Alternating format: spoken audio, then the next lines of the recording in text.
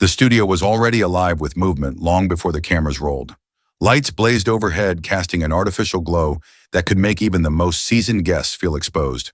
Producers scurried between the control booth and the stage floor, barking last-minute adjustments into their headsets. There was a palpable hum in the air, the same electric undercurrent that always came before a high-profile guest appearance. Harrison Ford had been here before. Too many times to count, in fact. Decades of interviews, press junkets, red carpets, and promotional tours had taught him how to survive the circus without losing himself in it. He'd long since mastered the art of answering repetitive questions with a smile that was genuine enough to disarm, but distant enough to protect his own space. This was supposed to be just another stop, another light-hearted conversation, another easy segment to promote his latest film. The View was familiar territory, loud, conversational, a little unpredictable, but generally safe. His publicist had reminded the producers beforehand, keep it professional, keep it focused on the movie, and everyone would walk away happy. As the countdown to live broadcast began, Ford took his seat. The cushions were firm, the coffee in his mug untouched. He adjusted the lapel of his charcoal blazer and took in the semicircle of smiling faces. Behind the glass of the control room, his publicist stood like a sentry, eyes locked on the stage. Then Joy Behar opened her mouth. From the first syllable, the tone was unmistakable. Sharp, deliberate, laced with a kind of sarcasm that felt less like playful banter and more like a subtle blade. She skipped the polite warm-up questions and instead leaned forward, eyebrows, raised voice dripping with mockery as she asked, "So Harrison, still doing the same old thing after all these years? Doesn't it get boring?" It was the kind of question meant to get a laugh from the audience, but the reaction was not what she expected. The studio went quiet. The other co-hosts shifted uncomfortably in their seats, their smiles faltering. Ford, ever composed, didn't flinch. He offered a polite nod, his voice even. "I'm still doing what I love," he said, "and I've been fortunate enough to work on stories that matter to me." But Joy didn't let up. She leaned back in her chair with a smirk that made the air between them heavy. "Stories that matter to you," she repeated, "or the same character in a different costume. Han Solo, Indiana Jones, Jack Ryan, they all blur together after a while, don't they?" This time Ford's smile was tighter. The laughter from the audience was strained, hesitant. The other hosts exchanged uneasy glances. It was clear now this wasn't going to be a lighthearted interview. Behind the scenes, his publicist's jaw tightened. The keep it professional guideline had just been tossed out the window. Ford took a slow breath. His voice was still measured, but there was steel in it now. "I've played a range of characters," he replied, "from humble men to world leaders. I've worked with some of the best filmmakers in the world. If you can't see the variety in that, maybe you're not looking closely enough." It should have been enough to redirect the conversation, but Joy pressed harder, her words now, carrying an edge that was impossible to misinterpret. "Or maybe," she said, "you've just gotten comfortable, coasting on past glory. Same roles, different paychecks." The studio fell silent again. Even the camera operators seemed to hesitate. Ford's jaw shifted, his eyes narrowing just slightly, an almost imperceptible crack in his otherwise calm demeanor. In his decades-long career, he had faced aggressive interviewers, but this felt different. This wasn't curiosity or even critique. This was an ambush. He leaned forward slightly, meeting her gaze without blinking. "I came here to talk about my new film," he said, his voice firmer now, "not to have my career dismissed in front of a live audience." Joy's smirk didn't fade. If anything, it deepened. "Come on, Harrison, it's just an observation. If you can't handle a little honesty, maybe you're in the wrong chair." It was then that the tension in the room shifted from discomfort to something more volatile. The other co-hosts shifted in their seats, clearly unsure whether to step in or let the exchange run its course. In the control room, the producers were already whispering, frantically wondering if they should cut to a commercial break early. But no one wanted to be the one to pull the trigger, not yet. This was the kind of raw, unplanned moment that made for viral television. Ford's expression hardened. His tone, still calm, was now razor-sharp. "Honesty is one thing, Joy. Disrespect is another. And if you can't tell the difference, maybe you're in the wrong chair." The words landed with weight. The audience stirred, a few murmurs breaking through the silence. Joy's eyes narrowed, but she didn't break eye contact. Somewhere deep down, Ford could feel the conversation teetering on the edge of something irreversible. This wasn't the promo tour moment he'd prepared for. This was becoming a duel, and he knew that if it continued down this path, someone wasn't going to walk away unscathed. The countdown to that moment had already begun. The red tally light glowed like a warning on the main camera, a small crimson eye that saw everything. The views set, normally a carousel of bright colors and lighter chatter, had taken on the cold geometry of a courtroom. Laughter cues died in the booth. Even the applause signs seemed to wilt, as if embarrassed to be there. Joy Behar didn't blink. She tilted her chin and drew breath, as though the studio air belonged to her, ready to turn the moment into a monologue. But Harrison Ford got there first, without rushing, without raising his voice. "I've never asked anyone to like my work," he said, each syllable even only to judge it for what it is. The line was simple, but it resettled the furniture in the room. A murmur skittered across the front rows. One co-host crossed her legs the other way, the kind of small nervous tick that cameras rarely catch but audiences feel. In the control room, a producer mouthed, "Cut to 2, and the switcher obeyed Joy in a tight shot. Ford sharing the frame with two co-hosts in a wide, television language for a standoff. Joy smiled the way a fencer smiles when the blade finds a seam. "Oh, I'm judging it," she said, velvet sardonic. "We all are. That's what audiences do, Harrison. And sometimes the verdict is charming, but familiar." The word familiar had teeth. Ford's publicist, watching through the glass, pressed her palms flat against the console as if steadying a table during an earthquake. She had sent an email the night before, bullet points, boundaries, the customary guardrails meant to keep a segment from going feral. The email may as well have been a paper airplane. Ford's hands stayed open on the tabletop. No clench, no tell. "Familiar," he repeated, as if testing the heft of it. "You mean reliable. You mean characters who meant something to people for a long time. You mean craft." Joy pivoted. "I mean safe." The audience exhaled in a single rippling gasp that doubled as a laugh, and then thought better of it. "Isn't that what this is? Keep the hat crack, the whip collect the check." A co-host tried to step between the words. "Joy, to be fair, the new film." Joy waved a hand without looking away from Ford. "He'll get to the new film. He always does." She leaned in, elbows on the desk. "But we don't have to pretend the last decade hasn't been a victory lap." The phrase landed with a dull, heavy sound. Victory lap. It said you're running, but not because you need to, because you want to be seen. It said you're not hungry anymore. Ford let the silence stretch, and in that stretch, his age and myth and mileage all seemed to align, not as defense, but as context. "When you've been at this long enough," he said, "you learn the difference between a lap and a marathon." Behind them, a camera operator adjusted focus. Just a hair the lens breathed, pulling Ford's eyes a fraction sharper. He didn't look angry. Anger is hot, it flares, and it burns out. This was something cooler and steadier, like a front rolling in from the coast, changing the temperature by degrees. Joy held her ground. "Marathons end," she said lightly. "Some runners just don't know when to stop." That was the first spark that truly caught. A few audience members shifted, ready to clap or boo, and not sure which would be safer. Whoopi Goldberg, seasoned navigator of live turbulence, leaned into her mic with a peacemaker's half-smile. Okay, let's land this plane for a second. Harrison, tell us about the stunt you did in Morocco. I heard the insurance people fainted." It was a beautiful off-ramp. Ford could have taken it, and the moment might have cooled to a simmer, but Joy didn't allow it. "We'll get to Morocco," she said, tempo brightening, as if the show were a jazz standard, and she was about to take the bridge. "First, can we talk about why you bristle at the word critique? Is it that the characters are tough, or that the man behind them is thin-skinned?" The control booth inhaled. This was the line you don't cross on daytime TV, the ad hominem pivot, the switch from text to subtext. Ford's publicist mouthed a single syllable, "No," like it could travel through glass. Ford changed nothing in his face except the space between his eyes, the gaze narrowed by a millimeter. "You're mistaking patience for thin skin," he said. "I don't bristle at critique. I bristle at hit jobs." Joy laughed, quick and bright. "Hit job on The View, sweetheart. If you can't handle this table, what happens when you meet an actual critic?" Ford leaned back. Not a retreat, more, the posture of a man who knows where the door is and is unafraid to use it.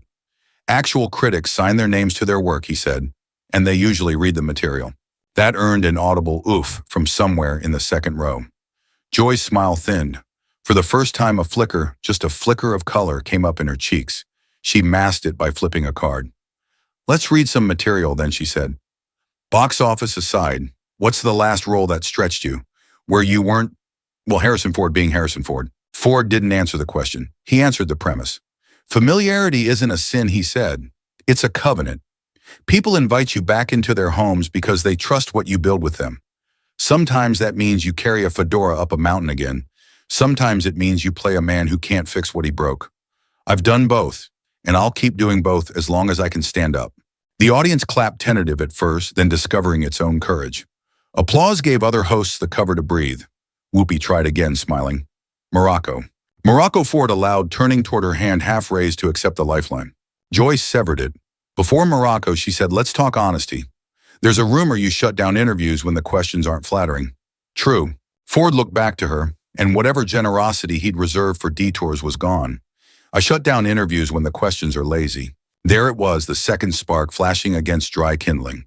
The showrunner in the booth finally cracked. Stand by break, she hissed, and 3 fingers went up for the floor manager. He hovered near the edge of the set like a lifeguard deciding whether to blow the whistle. Joy kept her tone cool, but her sentences shortened the way a boxer's do in the 4th round. Lazy is a dodge, she said. So is nostalgia. You can hide behind legacy, or you can admit the work's gone soft. And you can confuse blunt with brave, Ford said, or you can do the homework. Whoopi's laugh arrived on cue, lighter, louder than it felt. Homework, I like that. Okay, now Morocco. Or Joy cut in something flinty at last in her voice. We talk about the fact that you've been playing the same note in different keys and calling it a symphony. Are you still hungry, Harrison? Or are you just full? The word full hung there meaner than it sounded, full of money, full of praise, full of yourself. It was personal now, and everybody knew it. Ford's chair creaked as he shifted, not forward to loom, not back to retreat, but sideways, finding an angle from which to speak without shouting. I've been hungry since before any of this, he said. I swung hammers. I waited. I took jobs you've never heard of. If I seem comfortable, it's because I learned how to do the work without bleeding for cameras like this. For the first time, Joy blinked slower than the cameras liked. It wasn't capitulation, it was recalibration. Then prove it, she said softly now. Say something you haven't said in 50 interviews. Not about stunts, about why you're still here. This was new ground. The audience leaned in, even the floor manager abandoned the countdown with his fingers half raised. A cutaway found Ford's publicist, which the director didn't take too naked a peek behind the curtain, but the awareness of her braced posture seemed to radiate anyway. Ford's answer came without polish. Because stories outlive us, he said. Because some kid who's having a rotten year will sit in the dark and watch a stranger try harder, and maybe that makes tomorrow sting less. I owe that kid effort, whether I'm wearing a hat or a hospital bracelet. It should have been the line that reset the temperature. It almost did. The audience applauded, real applause this time, grateful for the articulation of something human. Whoopi nodded, eyes softer. A co-host murmured, "That's lovely," into a dead mic. Joy, though, smelled the undercurrent, felt the audience tilt toward the guest and away from the spectacle. She couldn't let it land on his terms.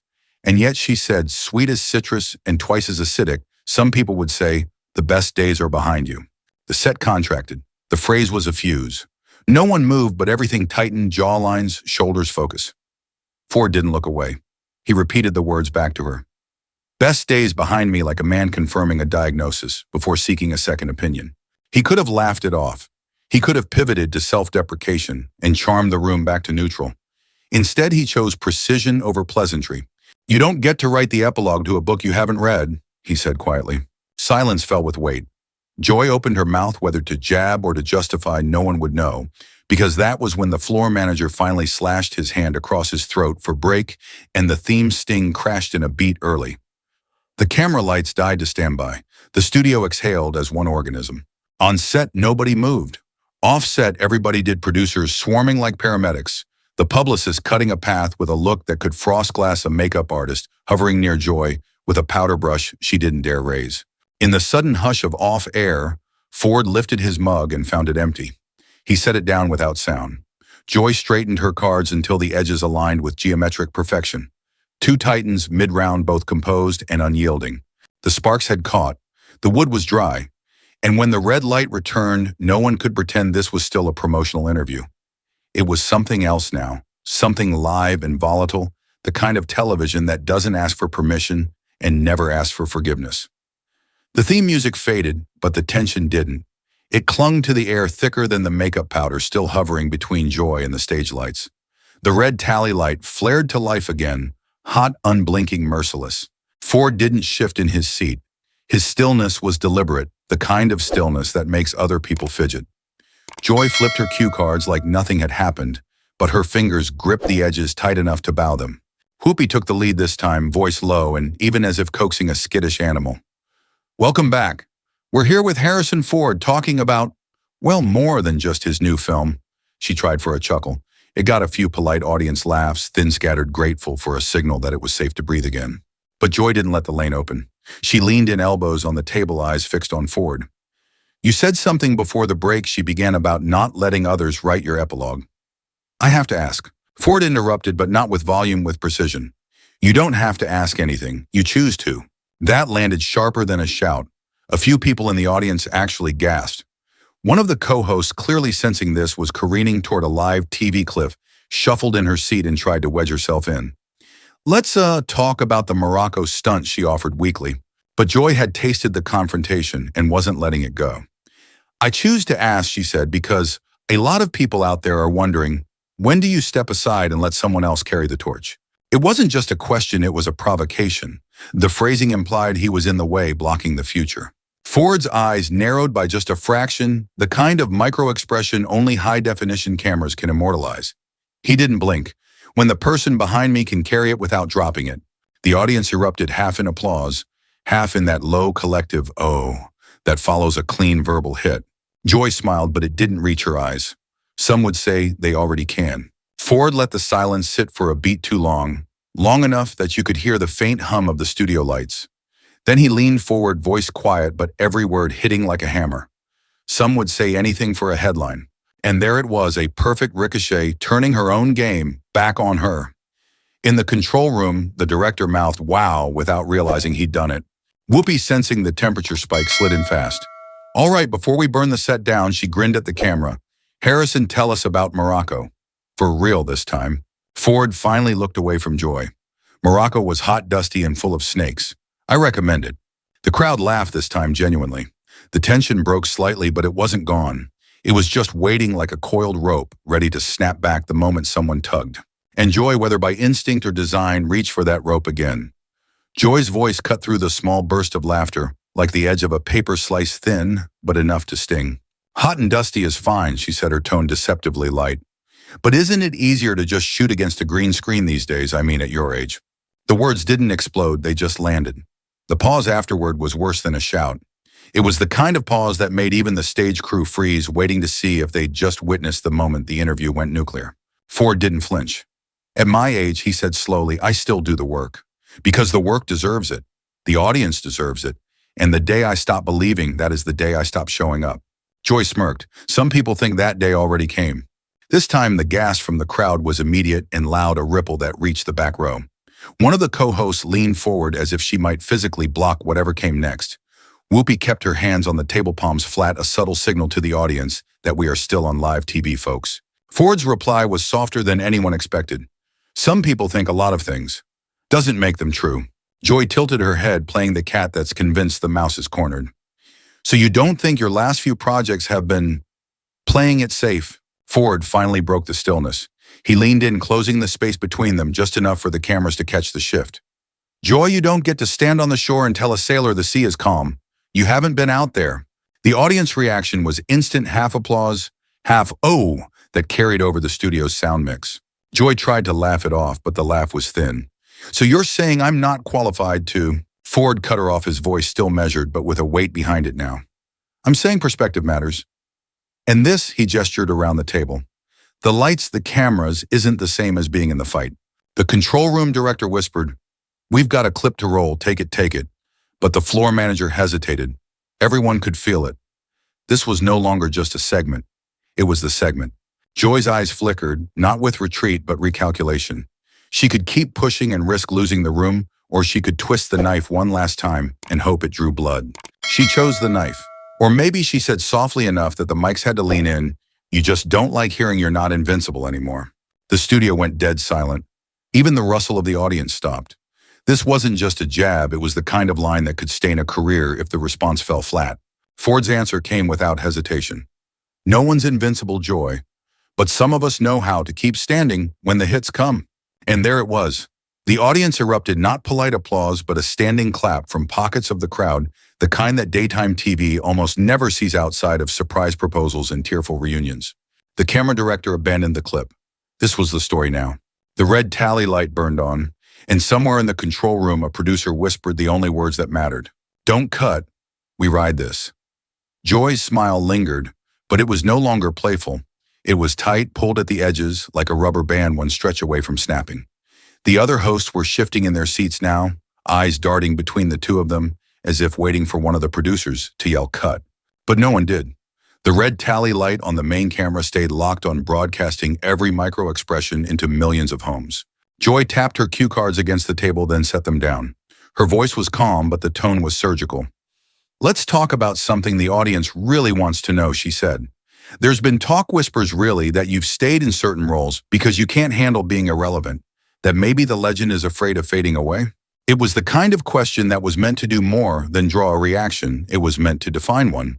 And for a split second, it looked like Ford might let it pass with a shrug, but then he did something unexpected. He laughed, not a polite chuckle, not the half smile he'd been holding on to all morning, a deep, genuine laugh that cracked through the tension like a lightning bolt. When it faded, he leaned forward, elbows on the table, eyes locked on Joy. "Joy, you think relevance comes from being in front of a camera. I've spent my life telling stories that outlive me. That's relevance. Everything else is just noise." The audience burst into applause, but Ford wasn't done. He kept his gaze on her, steady and unflinching. "You've got a platform. You've got an audience. You could use it to build people up, but you'd rather chip away at them for sport. That's not journalism. That's not conversation. That's entertainment dressed up as truth." The air in the studio shifted. It wasn't just tension anymore, it was judgment. But now it wasn't aimed at Ford. Joy opened her mouth, but Ford raised a hand, not aggressively, but firmly enough to stop her mid-inhale. "You asked if I'm afraid of fading away? No, I'm afraid of becoming what you just showed me." The applause this time was immediate, louder, and sustained. A woman in the second row stood up and started clapping, and the ripple spread through the audience like a spark catching dry grass. For the first time since the interview began, Joy's expression faltered. It wasn't much, just a slight tightening at the jaw, a blink held too long, but the cameras caught it. And the control room knew in that moment they had TV gold. Whoopi, sensing the shift, jumped in before the silence became unbearable. "Well," she said with a smile that was both relief and mischief, "I think we just learned something about the art of staying power." The studio laughed and the applause swelled again, but the damage or the victory, depending on your perspective, was already done. Ford leaned back in his chair, relaxed, now almost casual. The fight was over, and everyone in the room knew who had walked away with the win. The applause didn't fade so much as it settled like waves rolling back after a sudden storm. Ford leaned into his chair, hands folded, wearing the relaxed half-smile of a man who'd just walked through fire without so much as singeing his cuffs. Joy shuffled her cue cards again, but it was aimless now, more of a nervous tick than a segue. She clearly wanted the next question to land, but the moment had shifted beyond her control.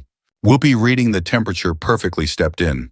"All right, let's pivot before Harrison here steals all of our jobs." The audience laughed, real laughter this time, not the polite kind producers pray for. Ford glanced toward Whoopi, then back to Joy. "Don't worry, I'm not looking to replace anyone," he said lightly.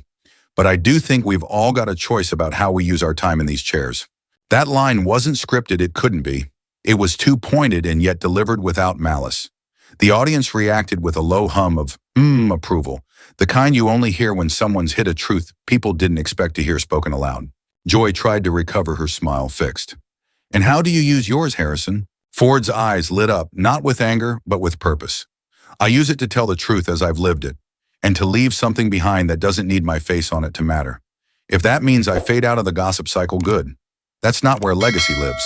The crowd broke into applause again, and this time even one of the co-hosts, who'd been sitting stiff for most of the exchange, clapped along. Joy nodded as if conceding the point, but the cameras caught the slight downturn at the corners of her mouth.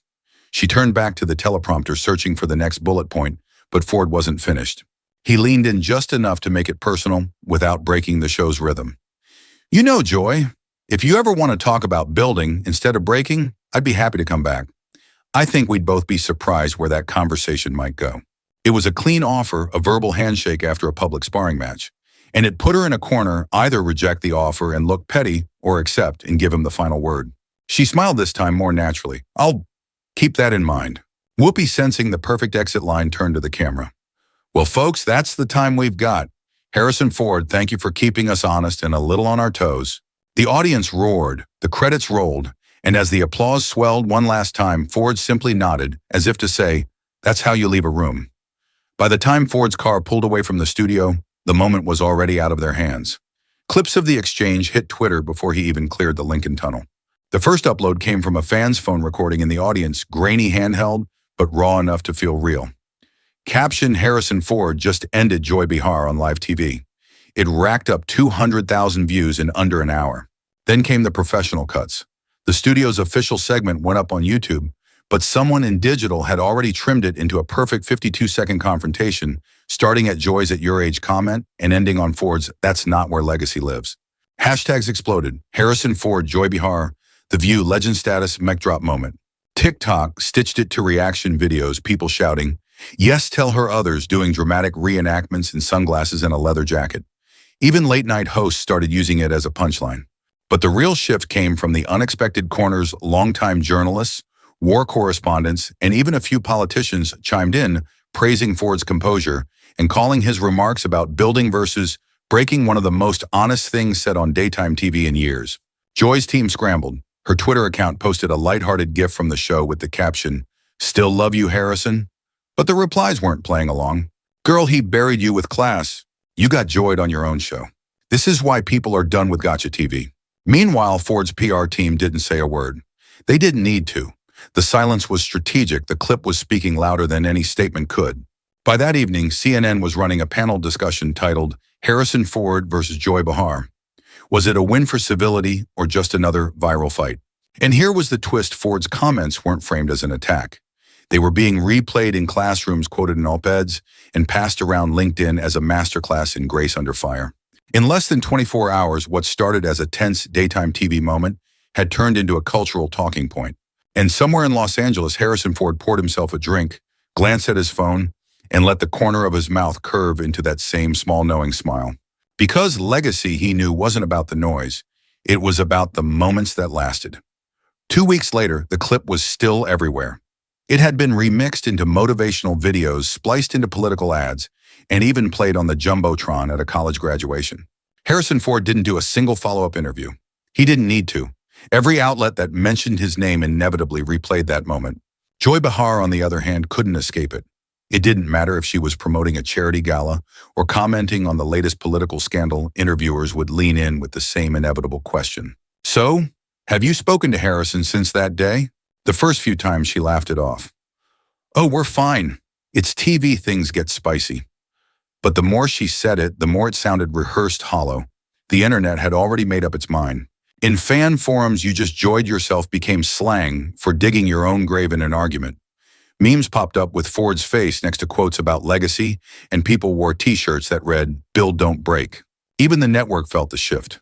Ratings for The View ticked up briefly. Controversy sells, but so did the pressure from advertisers who preferred their daytime talk without viral sparring matches that painted hosts in a bad light. Behind closed doors, producers started suggesting less confrontational questions for Joy's segments. They didn't say it outright, but everyone knew why. Meanwhile, Ford's standing in the public eye had never been higher. He was invited to speak at film festivals, veteran charity events, even leadership conferences. Each time, at least one person would quote his words from that interview back to him. One night at a quiet industry dinner, a young actor approached him.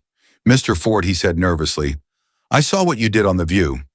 That was the first time I saw someone win without yelling. I want to be like that." Ford smiled, shook the kid's hand, and said simply, "Then remember, it's not about the fight. It's about what you leave standing when it's over." It was the same truth he'd lived by for decades, the same truth that had carried him through that morning in the studio, and the same truth that now hung like a long shadow over Joy Behar's every on-air moment. Because sometimes legacy isn't built by the roles you play, it's built by the ones you refuse to.